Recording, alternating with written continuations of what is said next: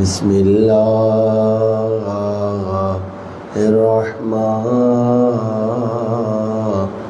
الرحیم الحمد للہ رب العالمین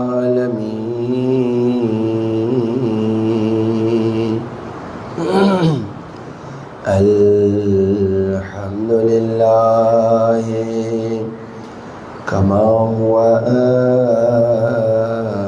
أهله والصلاة والسلام على سيد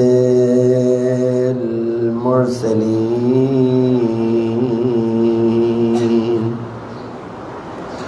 وخاتم النبيين أبي القاسم محمد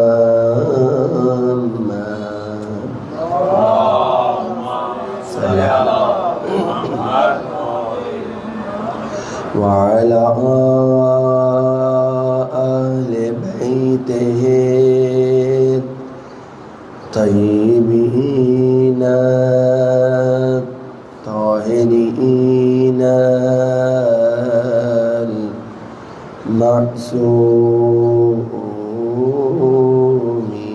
المعصومين ولعنة الله على أعدائهم أجمعين من الآن إلى قيام يوم الدين. اپنے اپنے اعمال کی قبولیت کے لیے بآواز بلند صلوات.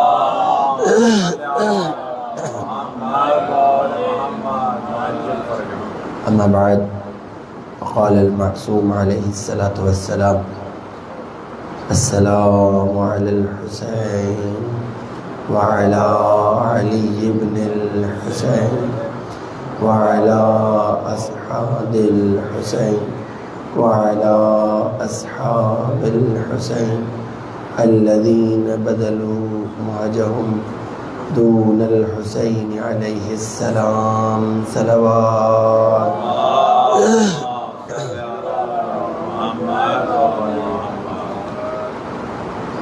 سلسلہ گفتگو کی آج یہ 5ویں نشست ہے.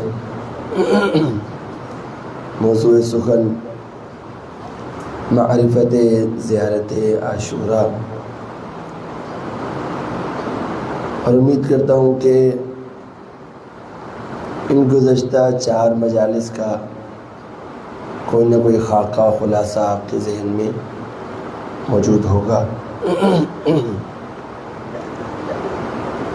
ہم یہ جاننے کی کوشش کر رہے ہیں کہ وہ کیسا سلام کیا جائے بارگاہ سید الشہداء میں کہ مثل ابراہیم مجاب حسین کی طرف سے مجھے بھی جواب مل سکے.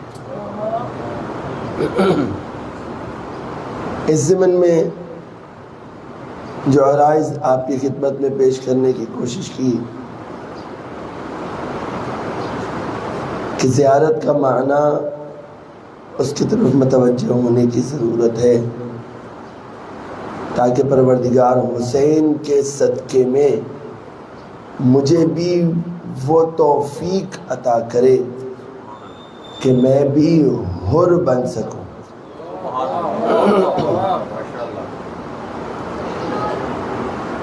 جب زیارت کے معنی ہم پر یہ عیا ہو گئے کہ زیارت بمعنی عدول ہے کہ مجھے ان تمام گناہوں کثافتوں سے اپنے آپ کو بچانا ہے کہ جنہیں حسین ابن علی پسند نہیں کرتے، تو اب میں یہ امید کر سکتا ہوں کہ اگر میں اس مفہوم کے ساتھ زیارت کو انجام دوں گا تو پھر یہ میرے نصیب کا چکر نہیں ہوگا،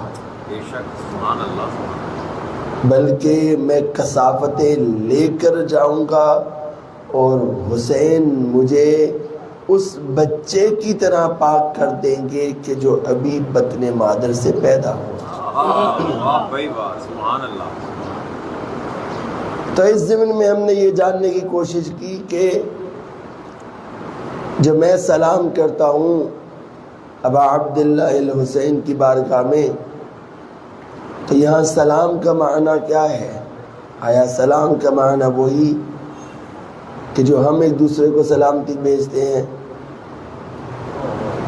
تو میرے نفس نے کہا کہ تمہاری کیا اوقات کہ تم اسے سلامتی بانٹو کہ جس کے صدقے میں پروردگار اس کائنات کو سلامتیاں بانٹتا ہے۔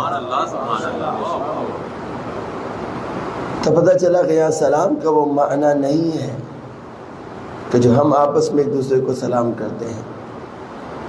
تو سلام کا معنی کیا قرار پایا کہ وہاں جہاں پروردگار نے کہا کہ اہل بیت کے در پر اپنا سر تسلیم خم کرو، سلام کرو، تو وہاں پروردگار کہتا ہے کہ جہاں تمام عبادات تجھے خود انجام دینی ہے، اس عبادت میں میں ملائکہ کے ساتھ تیری اس عبادت میں شریک ہوتا ہوں۔ تو پتہ چلا کہ سلام کا معنی یہ نہیں، بلکہ سلام کا معنی یہ ہے کہ میں ابا عبداللہ الحسین کو جو سلام کر رہا ہوں، در حالہ کہ یہ کہہ رہا ہوں کہ اے مولا میرا اطاعت کے لیے سر تسلیم خم ہے۔ تو اب ایسی صورت میں میرا اپنا کچھ بھی نہیں ہے، میری اولاد بھی حسین کی، میرا گھر بار بھی حسین کا، میری ذات بھی حسین کی، میرے افعال بھی حسین کے، مجھے ہر کام بالحسین انجام دینا ہے۔ پھر ہم نے جب ایک طاہرانہ نگاہ دہرائی اس زیارت عاشورہ پر کہ بالآخر ایسا کیا ہے کہ وہ پروردگار کہتا ہے کہ تم اس زیارت عاشورہ کو ایک دن پڑھو تو مستجاب الدعوات بنتے ہو، تو میں مستجاب الدعوات کیوں نہیں بن پاتا؟ جب زیارت عاشورہ کی اتنی فضیلت ہے کہ اللہ کا رسول کا سلام آتا ہے، تو مجھے محسوس کیوں نہیں ہوتا؟ امام سجاد علیہ السلام دعا کرتے ہیں، پروردگار مجھے اپنی مناجات میں لذت عطا فرما۔ کیوں؟ کہا اس لیے کہ جب میں مناجات پروردگار کروں تو اس لذت کے لیے، اس لذت کے ذریعے مجھے یہ پتا چلے کہ پروردگار میری اس مناجات کو سن بھی رہا ہے، جواب بھی دے رہا ہے۔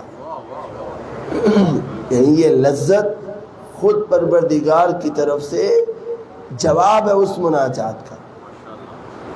یہاں زیارت عاشورہ میں بھی ایسی ہی کیفیت کو ایجاد کرنا ہے کہ مجھے محسوس ہو کہ جب میں ابا عبداللہ الحسین کی بارگاہ میں، وہ جو اتنی بڑی بارگاہ ہے، اتنی بڑی بارگاہ ہے کہ کوئی بھی اس بارگاہ میں جائے بالحسین وہ مقام حاصل کرتا ہے، جاندار تو جاندار، یہ بے جان چیزیں بالحسین متبرک ہو جاتی ہیں۔ میں نے عرض کیا تھا عام لکڑی کو نہیں چومتے، لیکن جو لکڑی چوکھٹ حسین پر موجود ہے اسے چومتے ہیں۔ اس لکڑی میں یہ اثر کہاں سے آیا؟ یہ اثر اس لکڑی میں بالحسین آیا ہے۔ جب ہم نے ایک طاہرانہ نگاہ دہرائی تو پتہ چلا کہ زیارت عاشورہ میں توحید پروردگار بھی موجود ہے، نبوت بھی موجود ہے، امامت بھی موجود ہے، اور تو اور 12 دعائیں ہیں جو آپ اور میں مانگتے ہیں۔ سب سے پہلی دعا کہ ہم اپنے ماں باپ کو اپنے امام پر قربان کرتے ہیں۔ کیوں ماں باپ کو قربان کرتے ہیں؟ کل عرض کیا تھا کہ پروردگار کی بارگاہ میں گواہ بناتے ہیں کہ اے پروردگار تو جانتا ہے کہ میری زندگی میں اس سے زیادہ قیمتی کوئی نعمت ہی نہیں ہے، تو میں اپنی سب سے قیمتی چیز کو اپنے امام پر قربان کر رہا ہوں، بِأَبِي أَنْتَ وَأُمِّي۔ یہ لقلقۂ زبانی نہیں ہے. میں نے کل عرض کیا تھا کہ جب انسان اپنے والدین کے سائے میں ہوتا ہے تو اس سائے کے لطف سے جب لطف اندوز ہو رہا ہوتا ہے تو اسے اندازہ نہیں ہوتا، لیکن جیسے ہی ان ہستیوں کا سایہ ہماری زندگیوں سے اٹھتا ہے تب پتہ چلتا ہے کہ ان کا ہماری زندگی میں کردار کیا تھا. ابھی انت و امی کہہ کر ہم پہلی دعا کیا مانگتے ہیں؟ فَأَسْأَلُ اللَّهَ الَّذِي أَكْرَمَ مَقَامَكَ وَأَكْرَمَنِي بِكَ أَن يَرْزُقَنِي طَلَبَ سَارِي مَعَ إِمَامٍ مَنْصُورٍ مِّنْ أَهْلِ بَيْتِ مُحَمَّدٍ صلی اللہ علیہ وآلہ وسلم. اے پروردگار تو نے حسین کو کریم بنایا ہے. کریم یعنی وہ جو اپنے سامنے کسی کو گرا ہوا دیکھا برداشت نہ کر سکے اور سینے کے ساتھ لگا لے. اور پھر کریم کی صفات خود امیر المؤمنین نے بیان کی. پہلی صفت کہ کریم شخص کو دیکھنا ہو یا خود اپنے آپ کو دیکھنا ہو کہ میں کریم ہوں کہ نہیں، تو مولا کہتے ہیں کہ پہلی صفت یہ کہ ہے کہ یعفو مع القدرہ، قدرت رکھتے ہوئے معاف کر دے. دوسرا یکف سیئات، اپنی برائیوں پہ جسٹیفیکیشنز نہ دے بلکہ فوراً پروردگار کی بارگاہ میں رجوع کرے. توجہ ہے. تیسری صفت کیا بیان کی تھی؟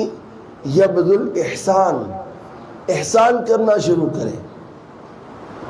تو مولا کی قول کی روشنی میں یہ شخص کون ہے؟ کریم ہے. یہاں تک آپ کی سماعتوں کو ہدیہ کر چکا ہوں. اچھا، یہ بار بار تکرار کا ایک مقصد ہوتا ہے تاکہ نئے لوگ بھی ہمارے ساتھ سفر میں شامل ہو جائیں کہ بالآخر جب ہم 10 محرم کو زیارت عاشورہ پڑھ رہے ہوں تو متوجہ ہوں ان معانی کی طرف کہ جو میں حسین ابن علی سے کہہ رہا ہوں کہ میں سوال کرتا ہوں پروردگار تیری بارگاہ میں کہ تو تاج کرامت جو حسین کو عطا کر رہا ہے وہ بالحسین مجھے بھی دے دے. صرف لقلقۂ زبانی نہ ہو کہ میں اس لیے زیارت عاشورہ کو پڑھوں کہ آج کا بہترین عمل یہ ہے اور اس بہترین عمل کی طرف میرا قلب متوجہ نہ ہو. وہ کہا کہ ایک شاعر نے بڑا خوبصورت، مجھے اکثر شعر بھول جاتے ہیں، ایک شاعر نے بڑا خوبصورت جملہ بولا.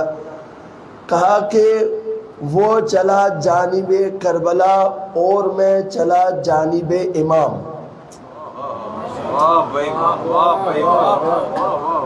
وہ چلا جانب کرب و بلا اور میں چلا جانب امام. یعنی کیا کہنا چاہ رہا ہے؟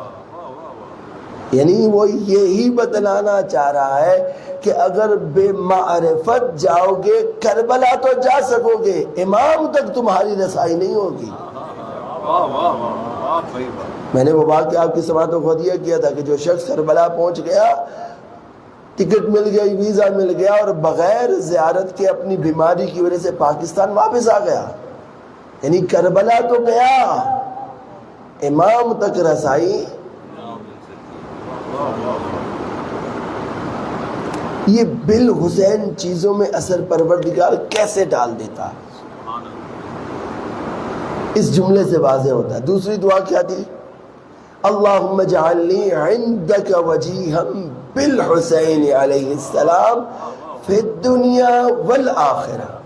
دعا کر رہا ہے پروردگار سے، اور عجیب ہے پروردگار نے خود یہ زیارت تعلیم کی ہے. حدیث قدسی ہے، آپ کی سماعتوں کو ہدیہ کیا تھا، حدیث قدسی ہے. یعنی پروردگار بتا رہا ہے کہ دعا مانگو تو اس طرح مانگو. کیا دعا مانگو؟ کہ مجھے پروردگار کی بارگاہ میں وجیہ بنا دے. یہ طریقہ کون تعلیم دے رہا ہے؟ پروردگار. یعنی میں وجیہ بننا چاہتا ہوں تو پروردگار مجھے کہتا ہے کہ میں تمہیں وجیہ بناؤں گا لیکن بالحسین بناؤں گا، حسین کے ذریعے سے تمہیں وجیہ بناؤں گا. اللہم جعلنی. اب ذرا قرآن میں میرے ساتھ سفر کیجئے گا. اچھا اس سے پہلے یہ سوال جو میں نے آپ کے سامنے رکھا، یہ بالحسین پروردگار کیسے اثر ڈالتا ہے؟ ایک شخص ہے، یہ لشکر یزید میں اور حر سے پہلے حسین کے ساتھ آ کر متصل ہوا. حر کا مقام اور رتبہ کیوں بلند ہے؟ وہ ادب فاطمہ ہے.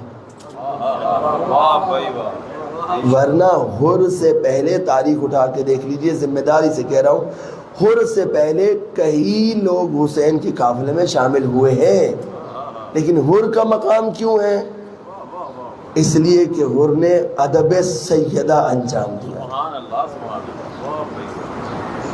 یہ ایک دن دیکھتا ہے کہ معاملات خراب ہو رہے ہیں، دن بدن حسین کے قافلے کو محصور کیا جا رہا ہے. اور جب حسین کے لشکر کو خیمے اٹھانے کا حکم دیا گیا نا نہر فرات سے، اس وقت اس کے اندر ہلچل پیدا ہوئی اور یہ اٹھا وہاں سے لشکر یزید سے سیدھا ہی حسین کی بارگاہ میں آیا اور آ کر حسین ابن علی کی بارگاہ میں معافی مانگی. کہتا مولا میں اپنے ساتھ ذاتی 100 تیر لے کر آیا ہوں. کتنے؟ 100 تیر لے کر آیا ہوں. مولا آپ مجھے دعا دیں کہ میرا ایک بھی تیر ایسا نہ ہو جو نشانے پہ نہ لگے. ایک بھی تیر ایسا نہ ہو جو نشانے پہ نہ لگے. حسین نے اسے دعا دی. یہ کہتا ہے کہ میرے 100 کے 100 تیر نشانے پہ لگے. میرا دل کہتا ہے ہر تیر مارتے ہوئے یہ بالحسین چھوڑتا ہوگا، اور وہ تیر دشمن کا کلیجہ چیرتا ہوگا. کیوں؟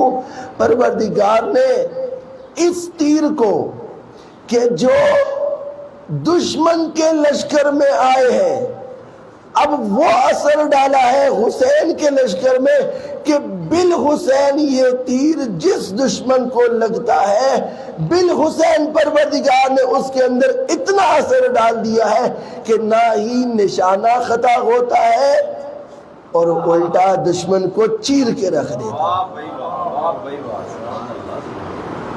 اللہم اجعلنی عندک وجیہا بالحسین. پروردگار میں وجیہ بننا چاہتا ہوں حسین کے واسطے سے، لیکن پروردگار یہ وجاہت جو تو مجھے عطا کرے گا اس دنیا میں بھی چاہیے اور آخرت میں بھی چاہیے. یہ دعا کب کر رہا ہوں؟ جب میری پہلی دعا قبول ہو چکی ہے. اور پہلی دعا کیا ہے؟ کہ پروردگار نے حسین کے واسطے سے مجھے بھی تاج کرامت عطا کر دیا. اب میرا دل کہتا ہے کہ جب تاج کرامت میں سے مجھے حصہ مل گیا ہے، ہو نہیں سکتا پروردگار مجھے اس دنیا میں اور آخرت میں وجیہ نہ بنائے.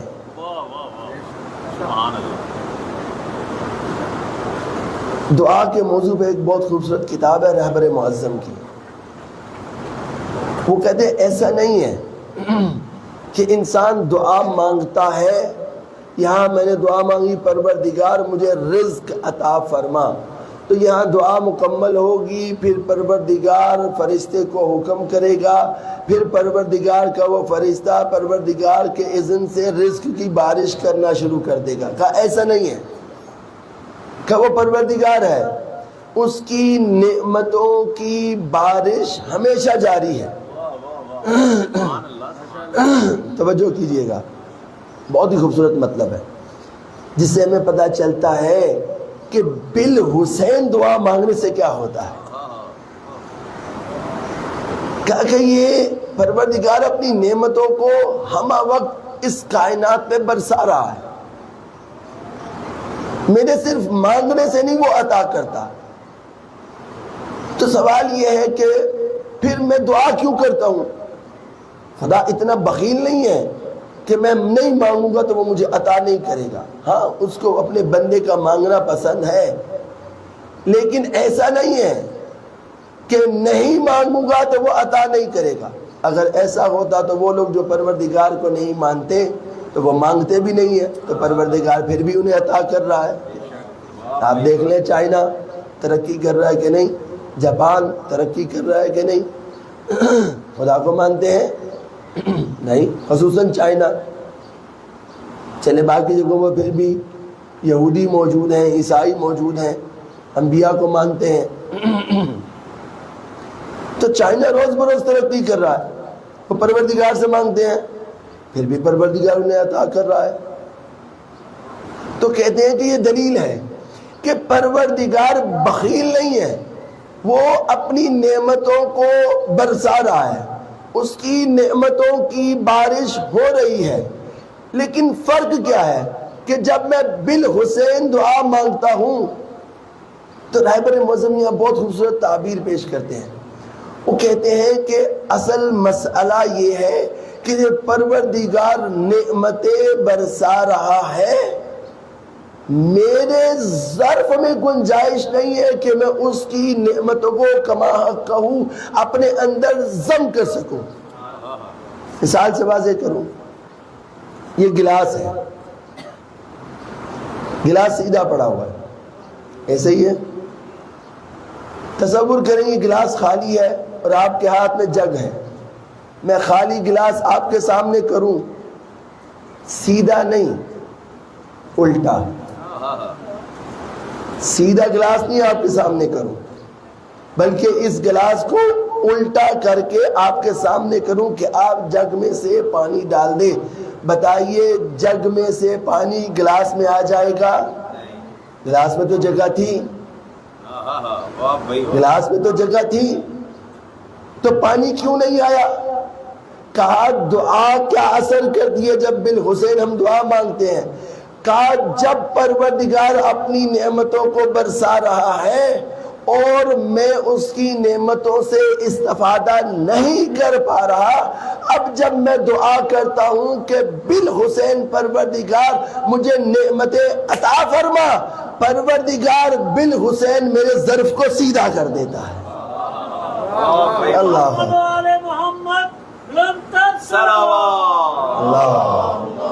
صلی اللہ یعنی نعمتیں برس رہی ہیں، لیکن جب بالحسین کہتا ہوں پروردگار میرے اندر ظرفیت پیدا کر دیتا ہے کہ میں اس کی نعمتوں کو کما حق کہوں اپنے اندر ضم کر سکوں.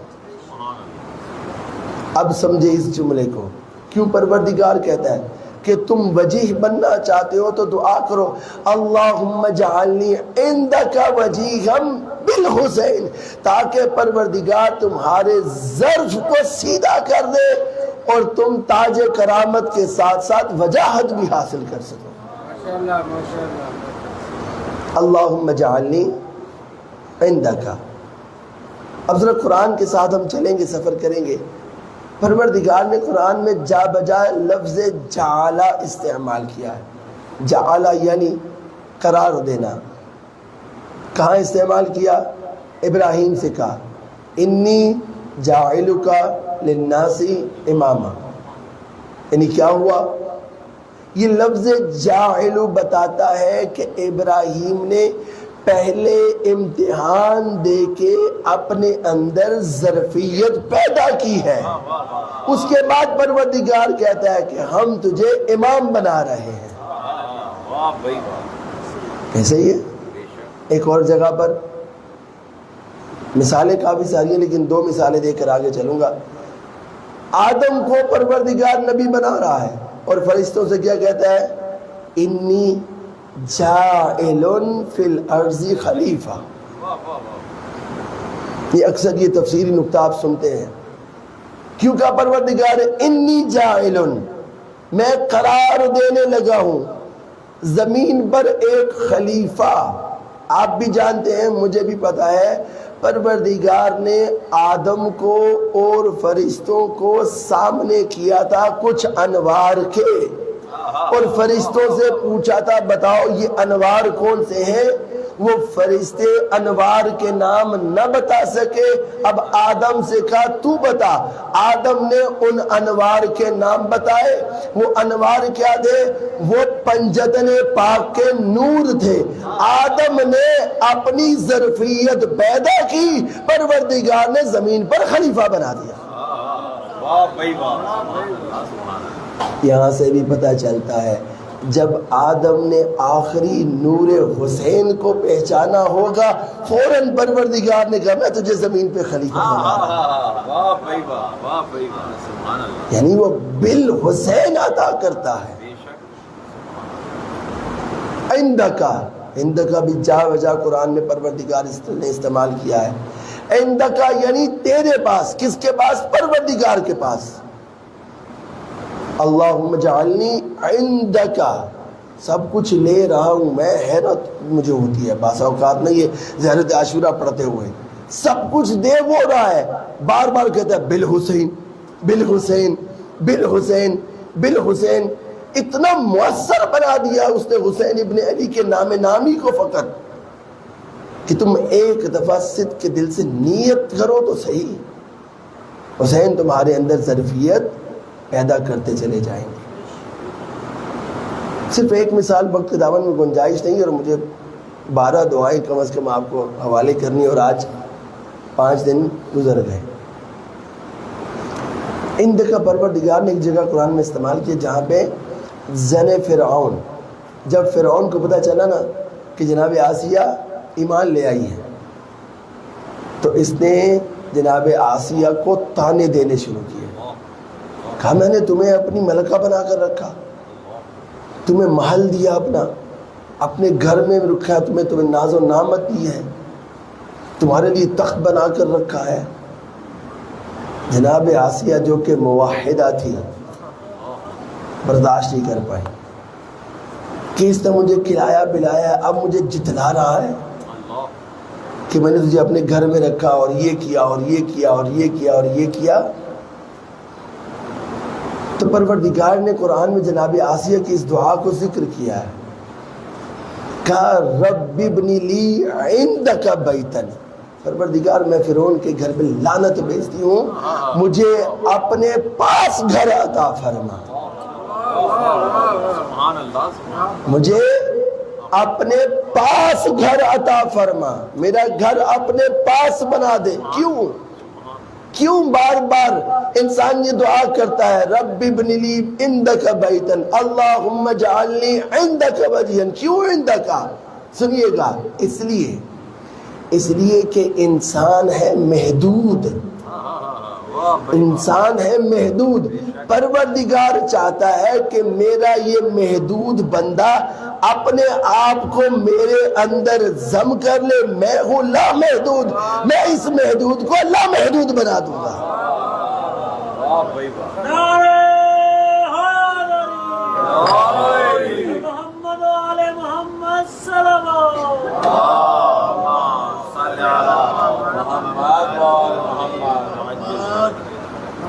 اب آپ ذرا مجھے بتائیے کیسی وجاہت چاہیے انسان کو، اور پروردگار انسان کو کیسا وجیح بنانا چاہتا ہے؟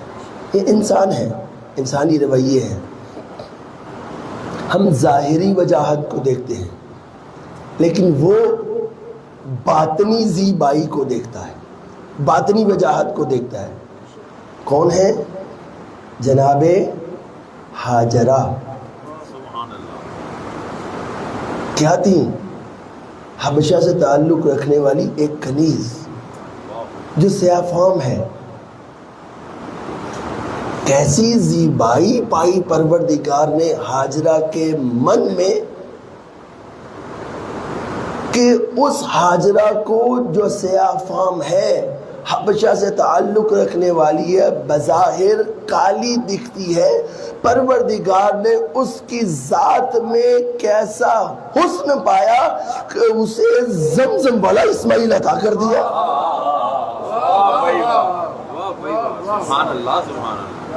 میرا دل کہتا ہے پروردگار نے اسے بالحسین اسماعیل دیا ہوگا۔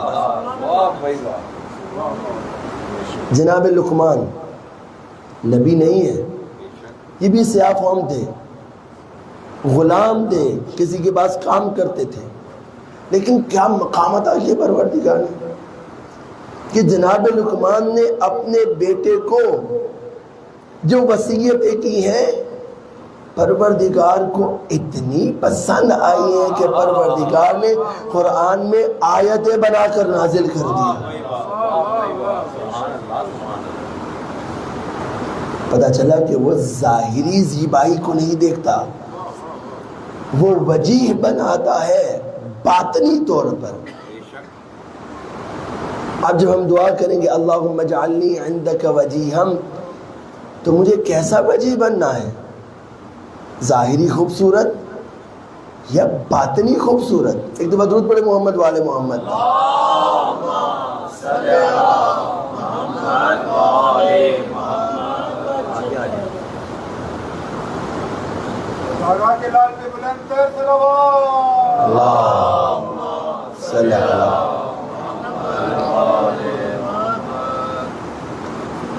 ایک اور مثال لیتے جائیے،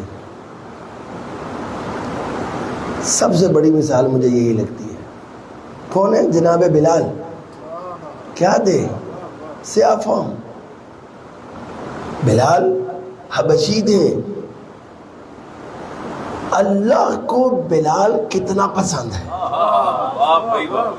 یعنی بلال کے اندر کون سی خوبصورتی ہے کہ پروردگار جب تک بلال اپنے توتلے لہجے میں اللہ کے حبیب کی شہادت نہیں دیتا پروردگار سورج کو طلوع نہیں کرتا۔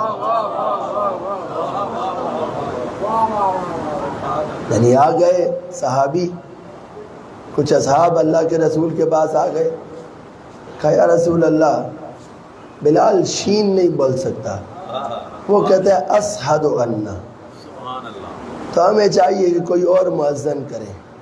کیا جواب دیا؟ کہا یہ تم سنتے ہو لیکن پروردگار بلال کو کیسے سنتا ہے؟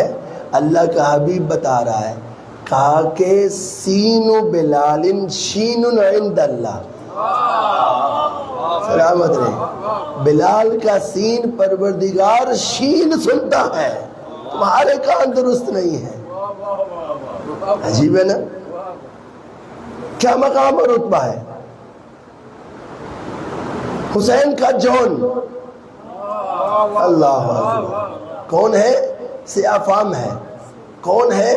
ایسا سیاہ فام کہ جس کے خون سے بدبو آتی ہے، جس کے پسینے سے بدبو آتی ہے، لیکن جب توجہ کرتا ہے حسین ابن علی کی طرف تو پروردگار نہ صرف یہ کہ اس کے پسینے میں خوشبو ڈال دیتا ہے، دشت کربلا میں واحد جون ہے جس کے خون سے خوشبو آ رہی ہے۔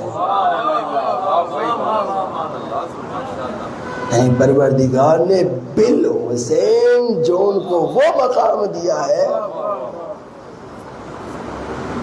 جب جون کو اجازت نہیں مل رہی تھی نا، تو اجازت کیسے لی تھی؟ کہا مجھے پتا ہے آپ سادات ہیں، آپ کا خون عالی ہے، ہم غلام ہیں، مولا آپ نہیں چاہتے میرا بدبودار خون آپ کے پاک خون کے ساتھ مل جائے۔ کیسی دعا دی کہ جون کے پسینے اور خون سے خوشبو آنے لگی، دشت کربلا مہک گیا ہے۔ یہ کیسے مہکا ہے؟ یہ بالحسین جون کو پروردگار نے خوشبو عطا کی ہے۔ اب جب اس معنی میں دعا کروں گا پروردگار سے اللہم اجعلنی عندک وجیہا بالحسین فی الدنیا والآخرہ، تو کم از کم میرے ذہن میں جون جتنی خواہش تو ہونی چاہیے نا۔ سلامت رہیں۔ انشاءاللہ یہیں سے کل ہم اپنے مطالب کو آگے لے کر چلیں گے. کوشش کریں گے کہ یہ 12 دعائیں مکمل ہو جائیں. وہ حسین تیار ہے دینے کے لیے. مسئلہ کہاں ہے؟ ہمارے اندر ظرفیت نہیں ہے. اسے دینے میں وقت نہیں لگتا، ہمیں ظرفیت پیدا کرنے میں وقت لگتا ہے. تو کیا خیال ہے، یہ ظرفیت ہم بالحسین کر کے پیدا نہیں کر سکتے؟ بس چلے ایک جملہ اور سنتے جائیے. مجھے یاد پڑتا ہے زمانہ طالب علمی میں، چونکہ اسلام آباد میں رہے تو ادھر کراچی کمپنی میں صادق ٹرسٹ امام بارگاہ ہے، وہاں ہم اعتکاف میں بیٹھا کرتے تھے. تو ریکی ایک علم ہے، ریکی یہ علم الاعداد کا کوئی مجموعہ ہے. یعنی یہ اپنے علم کے ذریعے، علم الاعداد کے ذریعے آپ کے جسم میں موجود بیماریوں کو دور کرتے ہیں. تو یہ شخص وہاں موجود تھا، تو طالب علم تھے. تو طالب علمانہ زندگی اگر کسی نے گزاری یا نہیں گزاری تو طالب علم شیطانیاں کرنے میں بڑا ماہر ہوتا ہے، کیونکہ عقل کھل گئی ہوتی ہے، عجیب عجیب سوال کرتا ہے، ہر چیز کو کھول کے دیکھنے کی کوشش کرتا ہے کہ اس میں کیا ہے، میں اسے کسب کر لوں. تو ہمارے ایک برادر محترم اس وقت صاحب ممبر ہیں، تو سب سے پہلے ان پہ تجربہ کیا. ان کا پیٹ درست نہیں تھا، تو اس نے کچھ ایسا کیا کہ جیسے ہی اپنی مٹھی کو بند کیا اور وہ بند کر کے پیٹ پر لے کر آیا، تو انہوں نے محسوس کیا کہ پیٹ میں کچھ ہلچل ہوئی ہے. اور جیسے اس نے مٹھی کو چھوڑا تو جو معدے کی تکلیف تھی وہ ٹھیک ہو گئی. تو اس سے پوچھا، بعد میں تعارف کروایا پہلے کہ بھئی تم اپنے فن کے ماہر ہو، ٹھیک ہے، ہم بھی طالب علم ہیں، تو اگر کوئی سوال برا لگے تو دل پہ نہ لینا. کہا یہ بتاؤ یہ کیسے کرتے ہو، توجہ کیجئے گا. کہا کیسے کرتے ہو؟ کہا یہ سارا میں نے جاپان سے سیکھا ہے، اور یہ علم الاعداد کے ذریعے ہم کچھ ایسی ریز کو چھوڑتے ہیں کہ وہ ریز انسان کے جسم میں جہاں پر میل کھاتی ہے، جہاں پر میلان بنتا ہے، وہاں پر جو بیماری موجود ہوتی ہے وہ ٹھیک ہو جاتی ہے. پھر اس نے خود بتایا، کہا وہ جو استادوں نے جو علم سکھایا وہ اپنی جگہ پر، لیکن جب میں نے اس علم الاعداد کو محسوس کیا کہ مریض بتاتا نا کہ ہاں مجھے کچھ محسوس ہو رہا ہے، کہا وہیں ہم فریکوینسی میچ کر کے دیکھتے ہیں کہ یہ کس عدد پہ جا کر فریکوینسی میچ ہوئی ہے، ہم نوٹ کر لیتے ہیں. کہا جب میں نے ان فریکوینسیز کو نوٹ کر کے جمع کیا تو وہ عدد یا سیدہ کا بنتا تھا، یا حسن کا بنتا تھا، یا حسین کا بنتا تھا. ایسی عجیب بات ہے. یہ کائنات میں موجود تمام علوم انہی کا صدقہ ہے. توجہ کریں کہ جب زیارت عاشورہ پڑھیں تو ہماری توجہ معنی زیارت کی طرف ہو.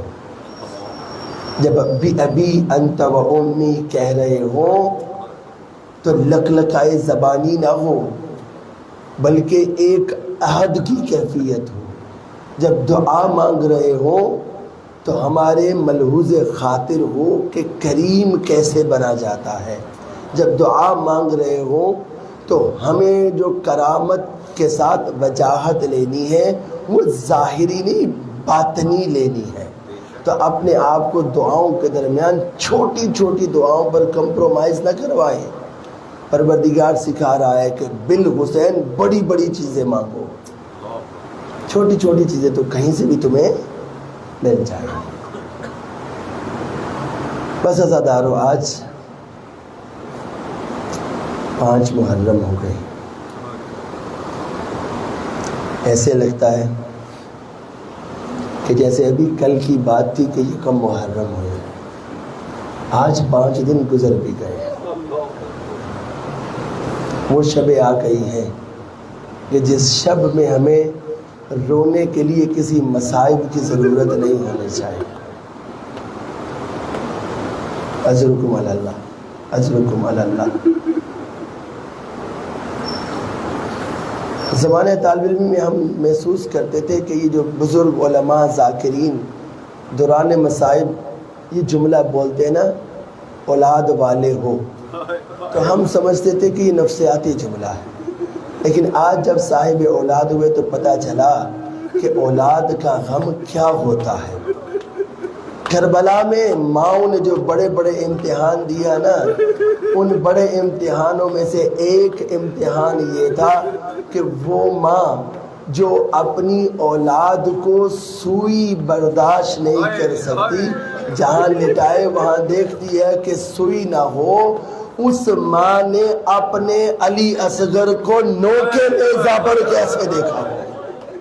اجرکم علی اللہ، اجرکم علی اللہ. کیسے نوکے نیزہ پر ماں نے برداشت کیا ہوگا. چھوٹے مصائب نہیں ہیں. عجیب ہے حسین کا علی اصغر. ایک جملہ بولتے اکثر شعراء کہ تیر کھا کے علی اصغر کو نہیں پتا تھا کہ مسکراتے ہیں یا روتے ہیں. یہ علی اصغر کا بے معرفتہ جملہ ہے جو آپ اس کے حق میں بولتے ہیں. جو مقام اور منزلت حسین کی ہے، علماء فرماتے ہیں وہی مقام اور منزلت علی اصغر کی ہے.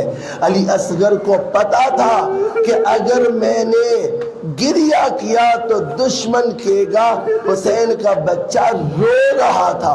مسکرا کر بتایا کہ میرے اندر کوئی کمزوری نہیں ہے، میں معرفت کی اس اوج پر ہوں کہ جو شہادت کو خوشی سے گلے لگا رہا ہے. اجرکم علی اللہ. حسین نے جب صدائے استغاثہ بلند کی ہے نا، تنہا رہ گیا زارا کالا. دشت کربلا میں صدائے استغاثہ کو بلند کرتا ہے.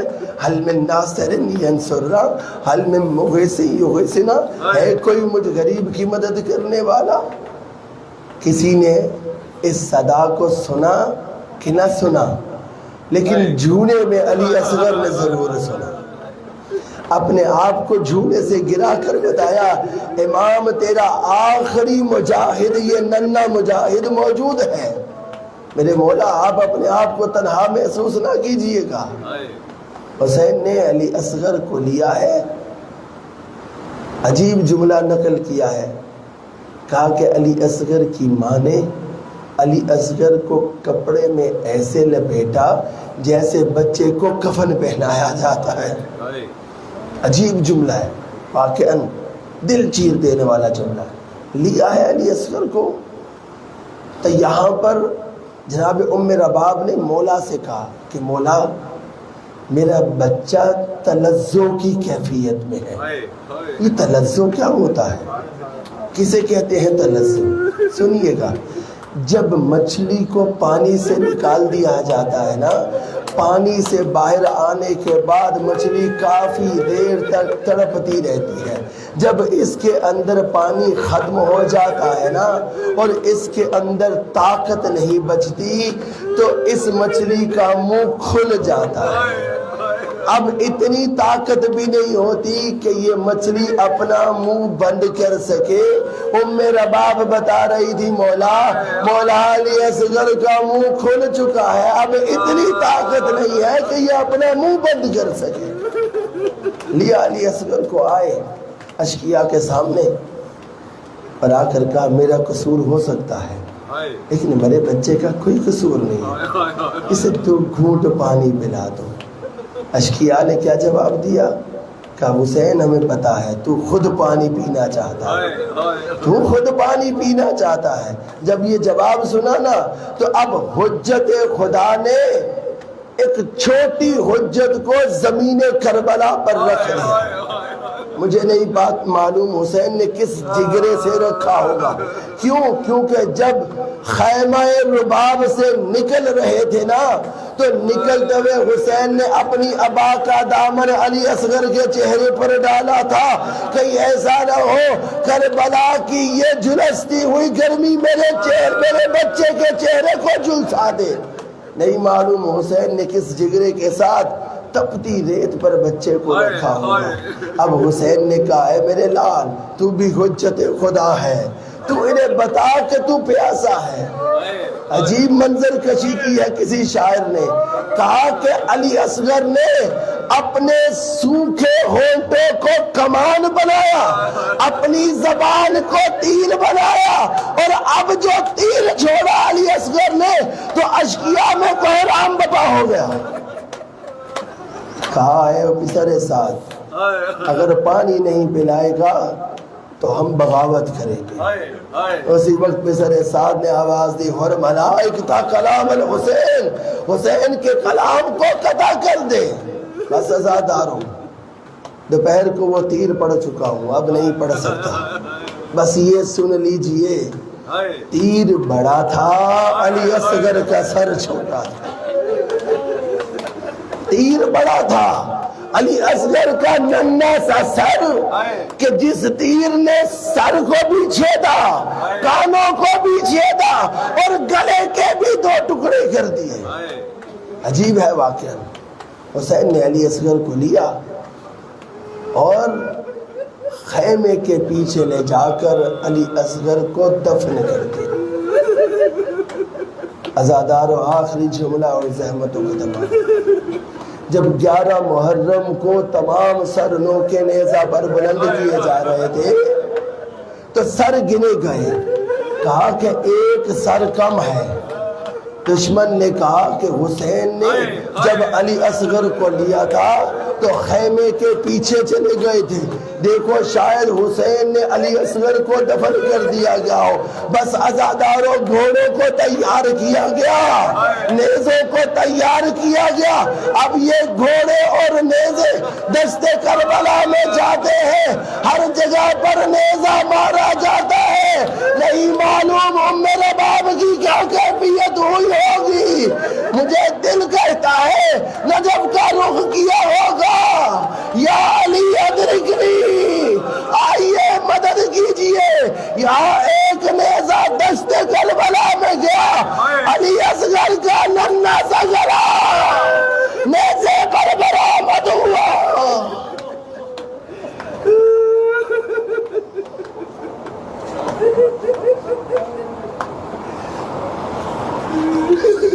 الا ولعنت اللہ علی القوم الظالمین، سيعلم الذين ظلموا أي منقلب ينقلبون۔ پروردگار تجھے واسطہ محمد و آل محمد کا جو بے اولاد ہیں انہیں اولاد نرینہ عطا فرما۔ پروردگار تجھے رباب کی اجڑی کھودی کا واسطہ اور تمام مومنات جنہوں نے دعاؤں کے لیے کہا ہے جب بے اولاد ہیں، پروردگار تجھے رباب کی اجڑی گودی کا واسطہ ان تمام مومنات کی گودوں کو آباد فرما۔ پروردگار ایسی اولاد دے جو وقت کے امام کے کام آ سکے۔ پروردگار جن لوگوں نے التماس دعا کہا ہے ان تمام کی دعاؤں کو مستجاب فرما۔ ایک مومنہ نے دعا کے لیے کہا ہے کہ نواسے بیمار ہیں، ہاشم حیدر، قاسم حیدر، شاہ میر۔ پروردگار شہزادہ علی اصغر کے صدقے میں ان تمام بچوں کو شفائے کاملہ و عاجلہ نصیب ہے۔ پروردگار تجھے واسطہ محمد و آل محمد کا کما حقہ معرفت زیارت عاشورہ عطا فرما۔ پروردگار ایسا سلام کرنے کی توفیق دے کہ میرے سلام کا جواب میرا حسین دے سکے۔ پروردگار تجھے واسطہ محمد و آل محمد کا ان تمام دعاؤں کو شرف قبولیت عطا فرما۔ حجت حق ولی اس کا ظہور جلد فرما، ہم سب کو ان کے اعوان و انصار میں شمار فرما۔ ربنا تقبل منا انک انت السمیع العلیم، آمین آمین یا رب العالمین، برحمتک یا ارحم الراحمین۔ رحم اللہ من قرأ الفاتحہ۔